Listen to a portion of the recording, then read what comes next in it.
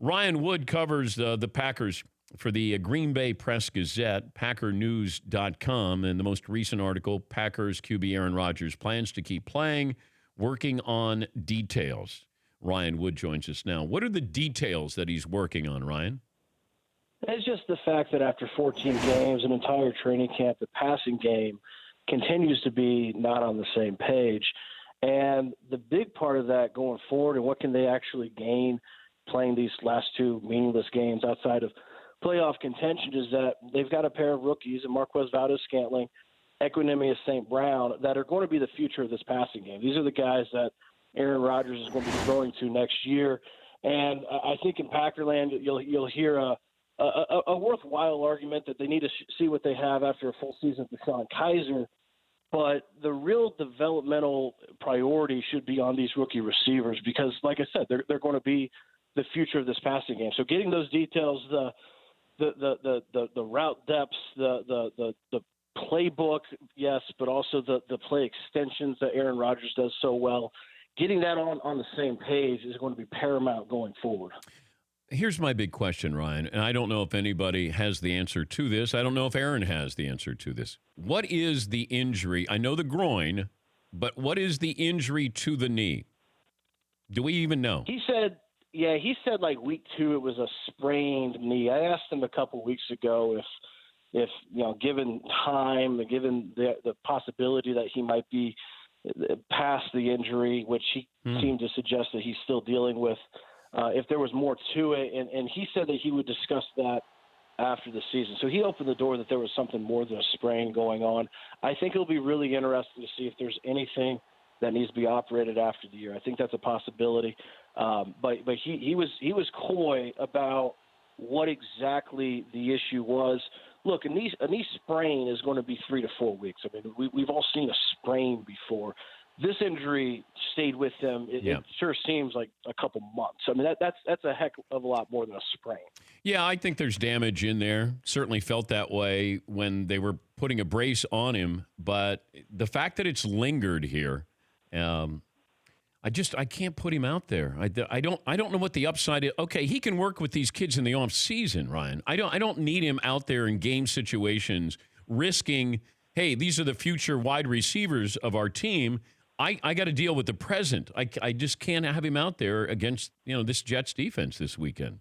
So yeah, my reasons for putting him out there really aren't the same as what his reasons are. What he said yesterday when he gave his weekly conference in front of his locker was basically, I mean, he's not going to undercut himself as a leader within the locker room. He put it very bluntly. If he wants to be followed in that locker room, he can't cash it in week 16, even if the Packers are out of the playoffs. I get that argument because this is a guy who is as cerebral and as self-aware as they come, and he's certainly aware that players, when they've left Green Bay, I mean, former teammates have taken shots at his leadership over the years, and he's absolutely not going to feed that fodder. He's not going to give them reason to do that. Those are his reasons. To me, it's different than a year ago. I mean, a year ago, he returns from the broken collarbone. He missed 7 games, comes back in Carolina. They lose that game and officially get eliminated, and they put him on IR right away. That's a heck of a lot more. I mean, he was still able to, as real as this knee injury was, he was still able to play this year. So I see the case for shutting him down for sure. It would be a catastrophe if he was to have a significant injury come up in these final 2 games that don't count that would influence the offseason or even 2019. But if they go that route, it sure seems like they are going that route. There is tangible benefit that they can. It's hard. You're right. They can work in the offseason, but it is hard to replicate these regular season snaps, even in a game that doesn't have playoff contention, in any other environment. And for these rookie receivers, it is awfully important going forward, just because it has been 14 games in a training camp, and they're still not on the same page. Yeah, if I know his knee structurally is sound and it's just a sprain, then yeah, go out and play. I'm okay with that because I think he's going to know what his limitations are. He's going to protect himself. maybe goes into the fetal position when somebody's ready to sack him. All those things to protect yourself. But if there is doubt about that knee, there is no way I'm going to let him go out there and play. But who makes this call? Is Rodgers capable of saying to Joe Philbin, on second thought, you know what? I'm going to shut this down. You guys publicly take the hit that you're going to shut me down.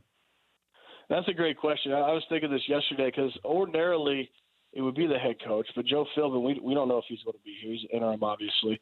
The next step would ordinarily be the general manager, and as you know, for a long time in Green Bay, the GM, whether it be Ted Thompson, Ron Wolf, has been kind of the czar of all football. He's been in charge of all football, but now Mark Murphy is really the person running the football ops. He's ahead of the GM, Brian Gutekunst, in the organizational flow. So I would imagine this is a decision that goes all the way up to Mark Murphy in some capacity. Certainly Brian Gutekunst is going to be highly involved. But if you look at it from their perspective, you're right. I mean, it has to, even if it's more than a sprain, it does have to be something where the knee is structurally sound. Yeah. If Aaron Rodgers says, I want to play, I can't lead if I don't play, it's going to be awfully hard to tell him no. Now, you're going to be nervous, but this is a team that put him out there really, really early with the broken collarbone, coming back off that a year ago. So they've done this in the past. I think that was more risky than this. He's played on this knee all year. He missed 7 straight games going into Carolina with the collarbone a year ago. So there was a high level of risk there. So it's just, I think this is a case where Aaron Rodgers' voice is going to be listened to. He does have input, and it's an organizational decision. But if he says he wants to play, it's pretty hard to tell him no.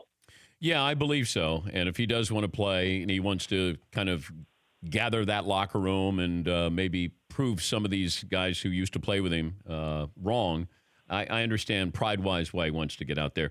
Ryan, we appreciate your time. Good luck the last couple of games here of the regular season. All right, take care, Dan. That's Ryan Wood. He covers the Packers for the Green Bay Press-Gazette. For more Dan Patrick Show, tune to Audience Channel 239 on DirecTV or download the Dan Patrick Show app.